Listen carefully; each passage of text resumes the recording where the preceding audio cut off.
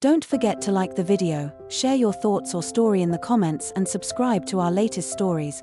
Before I start, tell me where you are watching me from. I wonder which cities and towns will join me in this memory that will follow me for years. He said it would only take a minute, but it didn't. And maybe that's why this day has stayed with me, lingering in my thoughts. Like a melody I can't quite stop humming. It began on one of those afternoons when the house feels heavier than usual. I had just finished folding laundry, and the silence of the rooms pressed against me. The ticking of the old clock in the hallway echoed like it was reminding me how slowly the hours were crawling. I remember thinking I needed some fresh air, some reason to step outside of my routine, though I hadn't planned on anyone visiting. When the knock came at the door, it startled me. I wasn't expecting anyone. I wiped my hands on my apron, smoothed my hair without thinking, and opened the door. There he was, Michael. A neighbor, not too close but familiar enough from community events and the occasional polite chat over the fence. His smile was warm but also carried something beneath it, a kind of weight that made me pause. "Do you have a minute?" he asked. His voice was softer than usual, like he didn't want to disturb the air between us. I almost said I was busy, though I wasn't. Something in his eyes kept me from turning him away. I nodded and stepped aside. He came in, hesitating as if unsure if he should even cross the threshold. His jacket was worn from work, and he carried a tiredness that went deeper than just the day's labor. I gestured toward the kitchen. The kettle was already on the stove from earlier, so I offered tea. He accepted with a small nod, his hands rubbing together as if he were trying to warm himself, though it wasn't particularly cold as the kettle hissed. He sat at the edge of the chair, his posture careful, like he was a guest in more ways than one. I noticed the way his fingers tapped against his knee, restless, searching for words. "It'll just take a minute," he said again, almost apologetic. I didn't know who else to talk to. That caught me off guard. We weren't close friends. We weren't family. Yet here he was, in my kitchen, eyes lowered to the table as though ashamed to meet mine. I poured the tea slowly, giving him space, and when I slid the cup toward him, he finally looked up. What I saw in his expression wasn't weakness, it was vulnerability. A kind that most people keep hidden, especially men like him who always seem steady, dependable. He began talking. Not fast, not slow, but with the kind of rhythm that carries truth in it. He told me about the changes in his life lately, how his grown kids had moved away, how the house that once felt full now felt unbearably empty. He spoke about the silence that followed him, how it clung to him even when he tried to distract himself with work. I listened, and as I did, I realized how rarely people truly listen anymore.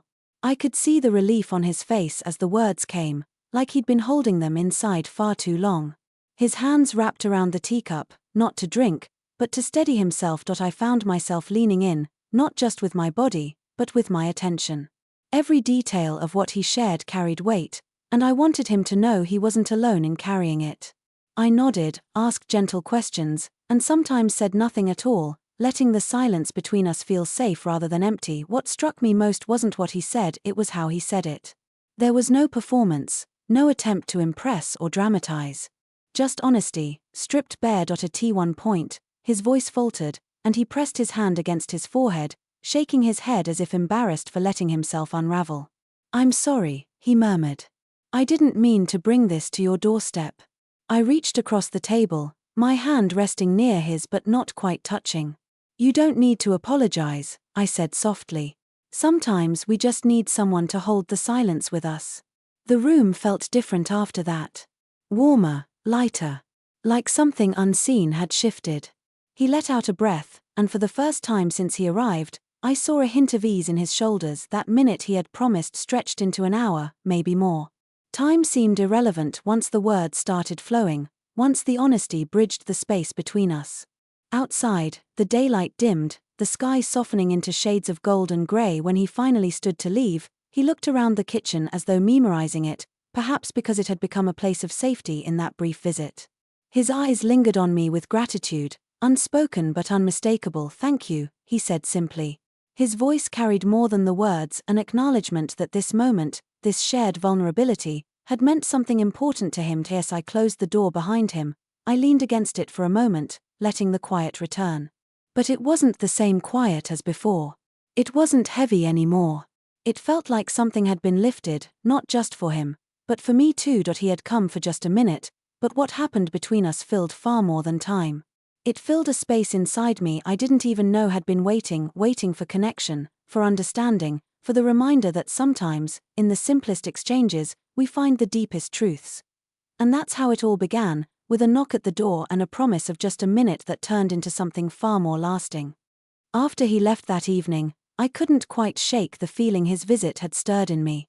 I moved through the rooms of my house, tidying dishes, folding blankets, but everything seemed colored by the memory of his voice, the way he had leaned forward at the table as though the weight of his words might crush him if he didn't share them. The kettle still sat on the stove, cool now, and I caught myself running my fingers over the handle as if it held some kind of echo of what had just happened. I told myself it was nothing, just a neighbor seeking a listening ear. But the truth is, there was something different about the way it felt. Maybe it was because I knew how rare it is for people, especially men of his age, to allow themselves to be vulnerable. Maybe it was because I recognized a reflection of myself in his loneliness. Either way, that night I lay awake longer than I should have, staring at the ceiling and replaying the conversation in my mind. The next morning, the day stretched out with its usual rhythm, but there was a quiet anticipation I couldn't quite explain. I wondered if I would see him again, though I had no reason to. I told myself not to expect it, but part of me was listening for another knock on the door. It came 2 days later. I was in the garden, pulling at weeds that seemed determined to take over, when I heard his voice from beyond the fence. "Morning," he called, his tone lighter this time, as though our last meeting had lifted something from him. I looked up, shielding my eyes from the sun, and there he was again, Michael, standing with his hands in his pockets, his expression carrying that same mixture of warmth and hesitation. "Morning," I replied, brushing soil from my gloves. "Out for a walk?" "Yeah," he said, stepping closer. "Thought I'd stop by. If you don't mind." There was no reason to mind, though I felt that flutter of nervousness in my chest, the kind you feel when something ordinary suddenly carries more weight than it should. I nodded toward the porch, and soon we were sitting side by side on the old wooden steps, the garden spread before us like a backdrop to whatever words might come next. This time, he didn't dive into heavy confessions. Instead, he asked me about myself. Simple things at first: how I spent my days, what I liked to read, whether I ever traveled much anymore. His curiosity was gentle, not probing, and I realized how long it had been since someone asked me questions that weren't just polite small talk. I found myself answering more openly than I expected, telling him about the books I kept stacked by my bed, about the trip I once dreamed of taking but never did, about the way I sometimes felt the house was too quiet when evening came. His eyes didn't waver.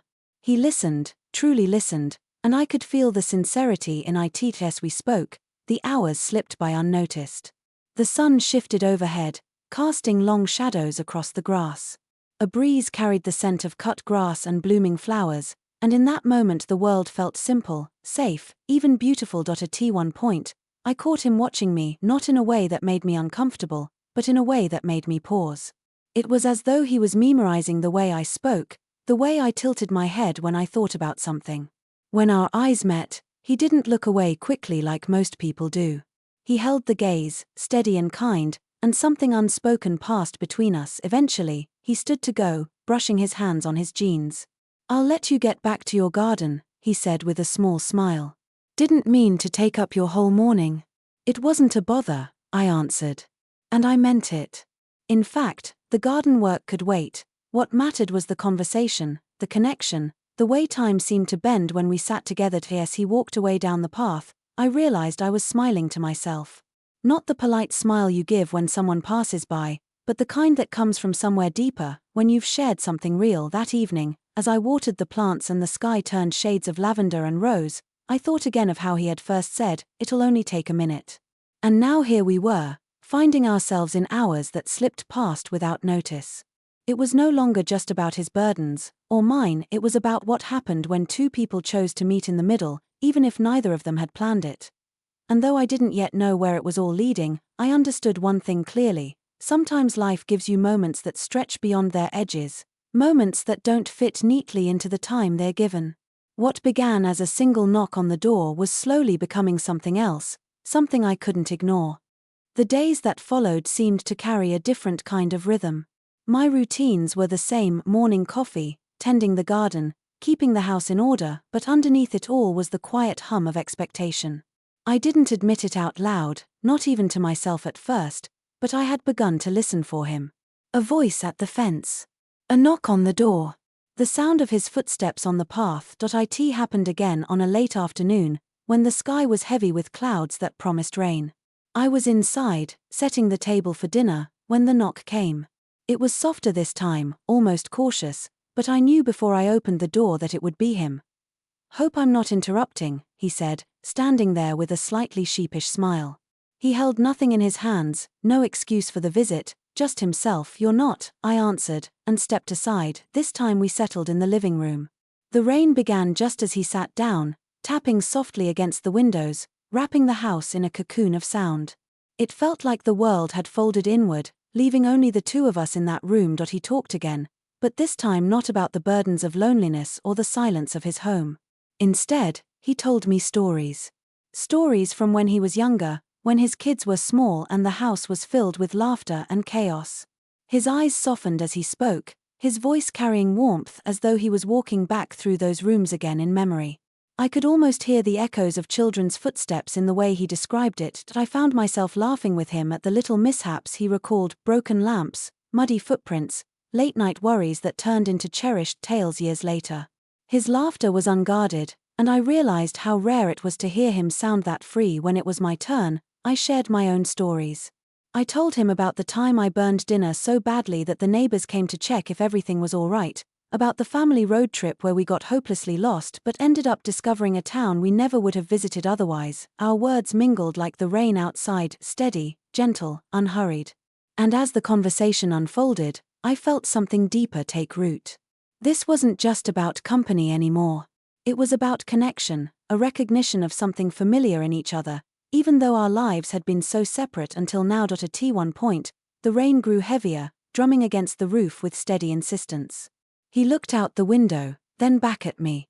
"Seems I might be here a while," he said, a half-smile tugging at his lips. "I don't mind," I replied. And I didn't.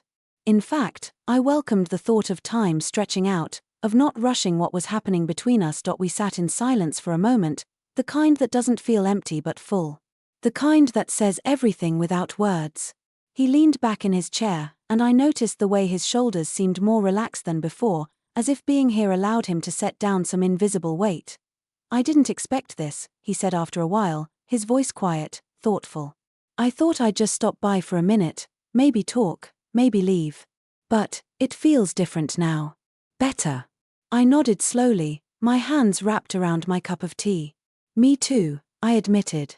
"I wasn't looking for anything like this, but I'm glad you came." His gaze met mine then, steady and open. There was no need for grand gestures or dramatic words. The truth of it was in the air between us, in the simple comfort of two people sharing space, time, and a piece of themselves. When the rain finally softened and evening crept in, he stood reluctantly, as though leaving would mean stepping out of that warmth. At the door, he paused, looking back at me with a kind of quiet gratitude that didn't need explanation. "Thank you," he said again, the same words he had used that first night, but heavier now, filled with layers of meaning. After he left, I stood by the window, watching him walk down the path under the dim light of the street lamp. Something stirred in me then, not just curiosity, not just comfort, but a sense of possibility. A sense that this wasn't simply about passing time together, but about rediscovering something we both thought we had left behind. I knew the story wasn't over. What began as a minute was slowly unfolding into something neither of us had expected, and I couldn't help but wonder where it would lead. The weeks that followed seemed to pass differently. It wasn't that my days had changed completely. There were still chores to do, errands to run, meals to prepare, but there was a new thread woven through everything. A thread of anticipation, of knowing that at some point, there might be another knock on the door, or a voice calling from the fence. And sure enough, those visits continued. Sometimes it was for tea, sometimes just to sit quietly on the porch, watching the world go by. Sometimes he'd help me with small things, fixing the squeaky hinge on the gate, carrying a heavy box to the attic. Other times, it was nothing more than a walk around the block, our conversations blending into the rhythm of our steps. But with every meeting, I felt it deepening. Not in loud, dramatic ways, but in the quiet, steady unfolding of trust. He began to share more of his life, not just the loneliness but also the hopes he still carried. He talked about the projects he wanted to finish, the places he still wanted to see. And in return, I found myself opening up about things I hadn't spoken of in years, the dreams I had tucked away, the parts of myself I thought no one was interested in hearing about anymore. One evening, as the sun dipped low and painted the sky in shades of orange and pink, we sat on the porch steps. The air was warm, and the scent of freshly cut grass lingered in the breeze. We didn't say much at first, words didn't feel necessary. After a while, he turned to me and said quietly, "Do you ever feel like life gives you a second chance when you least expect it?" The question hung there, settling between us. I thought about it for a moment, then nodded. "Yes," I said. "I think sometimes we're so busy looking at what we've lost that we don't notice what's still being offered." He smiled at that, a soft, thoughtful smile that seemed to reach his eyes. "That's how this feels," he admitted. "Like maybe I was meant to knock on your door that day, even if I didn't know why." I felt my chest tighten at his words, not in pain, but in recognition. Because I had been thinking the same thing.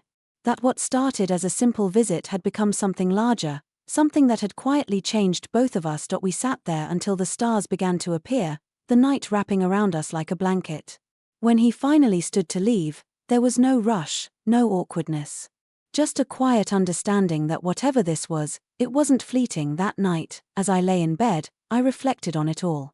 The first knock, the conversations, the silences we had learned to share. He said it would only take a minute, but it didn't. It took hours, days, weeks.